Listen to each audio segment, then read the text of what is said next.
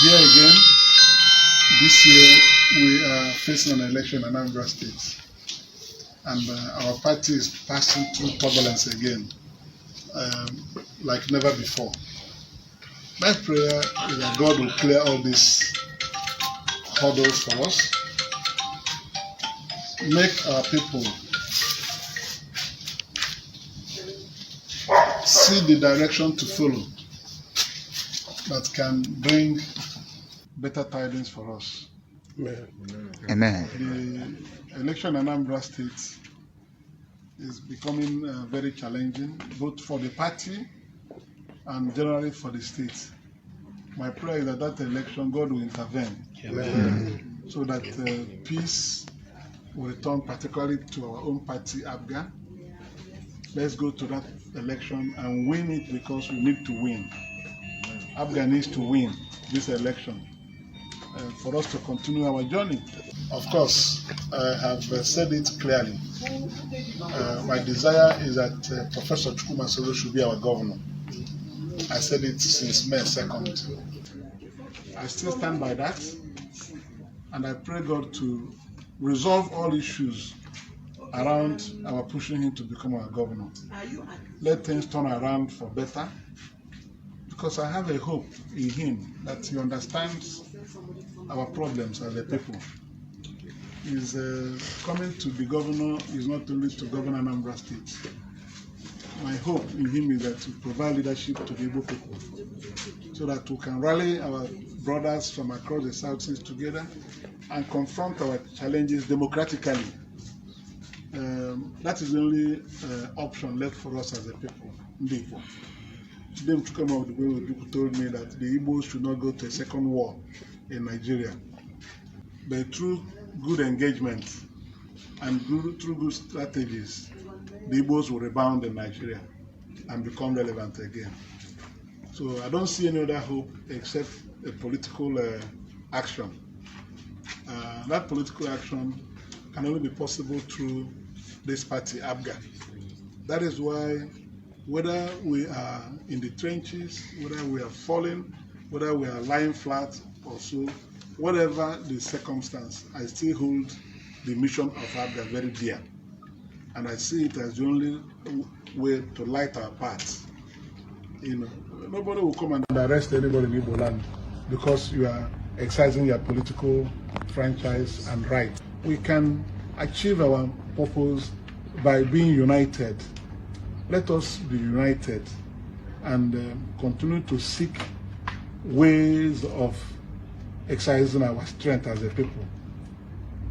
We cannot go to another war in Nigeria. We don't want to go to. We don't want to lose our youths on a daily basis being killed because of frustration.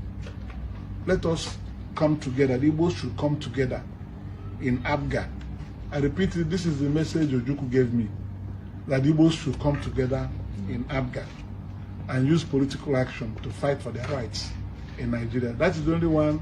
Nobody can send soldiers after you. That you are saying, oh, we are here. This is we want to vote here. Nobody will kill you because you want to vote here.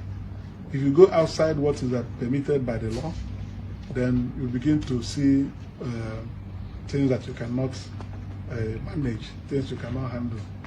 So I want to use this opportunity to renew my call to our people. Let's embrace ourselves. Let the authorities in Nigeria, let all parts of Nigeria see the Igbo people as brothers, as Nigerians, people who are Nigerian people that deserve equal rights and justice.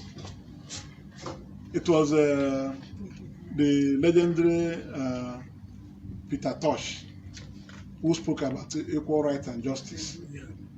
Equal rights and justice. Any place you have equal rights and you have justice, there will be no problem in that country. What is good for northern Nigeria should be good for southern Nigeria. What is good for southwest Nigeria should be good for southeast Nigeria. It will also be good for south-south Nigeria, northeast, northwest, north central. Let everybody have equal opportunity in Nigeria. Let the people of Nigeria live in peace. This is my prayer. I'm 59 this year. Next year I will be 60. And I have not seen the Nigeria of my dream. I have not seen the place the Igbos should occupy in Nigeria. So it is easy to blame people for doing certain things because of frustration. But the best way to solve all the problems is to be fair to everybody. If government is even-handed, if government is fair to all concerned, there will be no, I don't want to be part of Nigeria again. I don't want to be this. No. If everybody's right is guaranteed in Nigeria, and our youths get jobs like others are getting, why should there be problem? So let me say that I've continued to preach that the only solution to the problems facing Nigeria, particularly the Igbo question in Nigeria, is for Nigeria and those in government to accept that the war ended 51 years ago. Let the war not continue under any guise. Those who sustain that war are the people causing problems in Nigeria.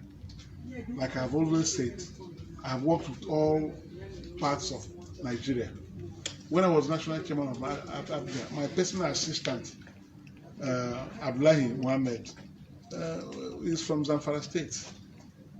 My national secretary, Alhaji Shinkafi, is from Zamfara State. I'm the Jagaban of Shinkafi Emirate Council. The Jagaban? Yes. So for 10 years, Abdul Mohammed was my personal assistant as national chairman of APGA. In fact, my office, he ran my office. So please, I want to use the opportunity to beg Mr. President Buhari to treat my people with love. I must commend him. He tried at some point, when I was arrested by DSS in 2016, I told DG SSS that the only thing that can cause, that can bring peace will be if our people are treated like equal Nigerians. That these problems will end. You know, let the opportunities be available to everybody, including Igbo people. I said it. So I must say that Buhari started doing something. Enugu Port Harcourt Expressway is almost done. Then Enugu Onisha Expressway is trying. Some parts are being done. The old 9th mile to Oka is already done. So he's trying, but he needs to do much more than that. We expect more in equal opportunities in terms of employment, in terms of appointing competent Igbo people into positions in Nigeria. This is the thing. A situation where we don't have anything anybody as a service chief is not good. When I was in the Igbo man there, the service chiefs, nobody.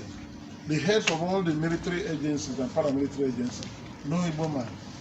So these are the things that will give us sense of belonging.